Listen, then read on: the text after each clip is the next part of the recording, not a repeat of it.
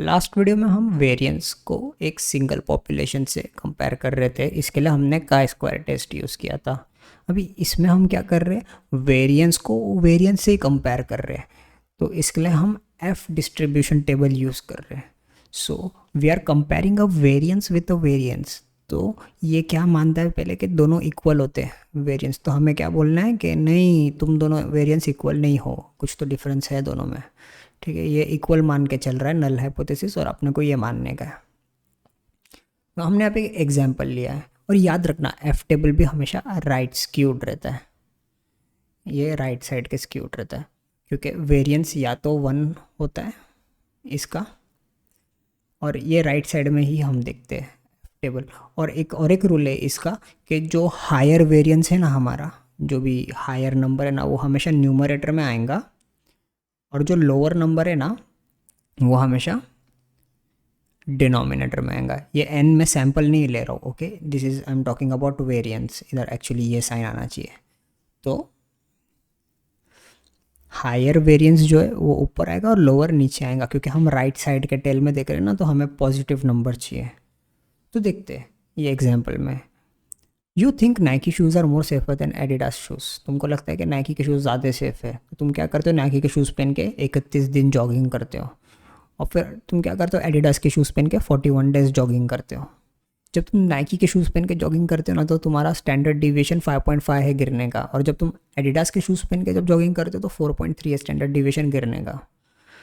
तो ये आपका स्टैंडर्ड डिविएशन है नाइकी का, कितना, 5.5।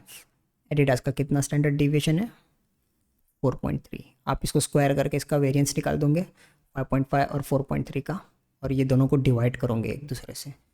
ओके, हम क्योंकि वेरिएंस को वेरिएंस से कंपेयर कर रहे हैं, पहले वाले इसमें हम क्या कर रहे थे, मीन को मीन से माइनस कर रहे थे, फिर नल हाइपोथेसिस को माइनस कर रहे थे, फिर बाद में अपना स्टैंडर्ड एरर वगैरह कर रहे थे। तो इस तरीके से हम टेस्ट स्टैटिस्टिक कैलकुलेट कर रहे थे, बट इसमें हम क्या कर रहे हैं, इसमें हम डिवाइड कर रहे हैं। तो इसका वेरिएंस क्या है, 5.5 स्क्वायर का। कैलकुलेटर में डालो, जो भी नंबर है उसको हटा दो, और कैलकुलेटर में नंबर्स इनपुट करो। 5.5 स्क्वायर इतना है, स्टोर 1, और 4.3 का कितना है, स्टोर 2। ठीक है, ये बड़े नंबर को छोटे से डिवाइड करना, हमेशा बड़ा नंबर ऊपर रहता है, तो डिवाइडेड बाय रिकलेक्ट 2, 1.6360।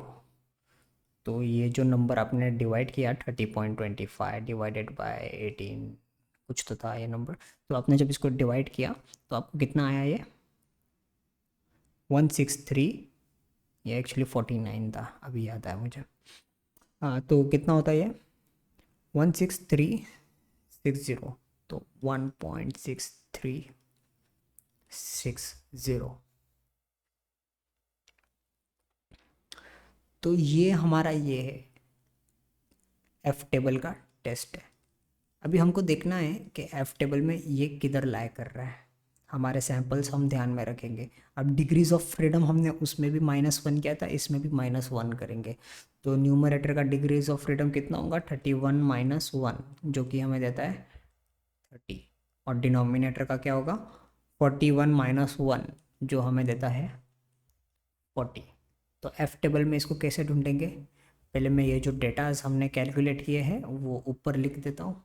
सबसे पहले एफ स्कोर लिख देता हूँ, अपना क्या आया, 1.6360। डी एफ न्यूमरेटर का कितना है, 30। डी एफ डिनोमिनेटर का कितना है, 40। तो हम देखते हैं एफ टेबल में हमारा डेटा किधर दिख रहा है। तो ये इरेज कर दूंगा मैं, ताकि एफ टेबल को अच्छे से ला सकूँ ऊपर।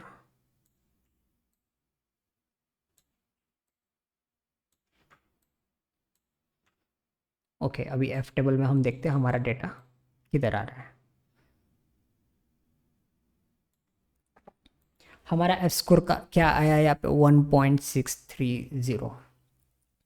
डिग्रीज ऑफ फ्रीडम कितना है, 30, और इसमें 40। मैंने ऑलरेडी 1 माइनस कर चुका हूँ इसमें।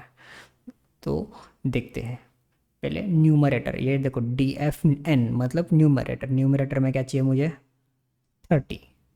DFD मतलब डिनोमिनेटर, डिनोमिनेटर में क्या चाहिए मुझे, 40 चाहिए। ओके, कितना हो रहा है देखते हैं। 40 नंबर ऑफ सैंपल, इधर इधर, ये किधर आएगा, देखो इधर आ रहा है 1.94। ये जो नंबर है 1.94, क्या मेरा एफ स्कोर ये नंबर से बड़ा है 1.94? नहीं, ये मेरे एफ स्कोर से बड़ा है, 1.163.60 से बड़ा है। तो क्या मैं मेरा नल हाइपोथेसिस रिजेक्ट कर सकता हूँ? नहीं, तो मेरे को मेरा नल हाइपोथेसिस एक्सेप्ट करना पड़ेगा। तो ये वाले सम्स को इस तरीके से सॉल्व करते हैं। हम हमारा स्कोर निकालेंगे, वो कैसे निकाले, वेरिएंस डिवाइडेड बाय वेरिएंस। फिर बाद में हम उसको चेक करेंगे एफ टेबल में आके कि जितना नंबर ऑफ सैम्पल्स है और वो जो स्कोर आ रहा है उससे मेरा स्कोर बड़ा है कि छोटा है। अगर ये ज़्यादा बड़ा है मेरे स्कोर से तो मैं रिजेक्ट नहीं कर पाऊँगा नल हाइपोथेसिस को। अगर मेरा स्कोर इससे बड़ा होता, अगर मेरा स्कोर 2.63 ऐसा कुछ होता तो मैं रिजेक्ट कर सकता था। तो इस तरीके से हम एफ टेबल में देखते हैं जब हम वेरिएंस को वेरिएंस से कंपेयर कर रहे हैं।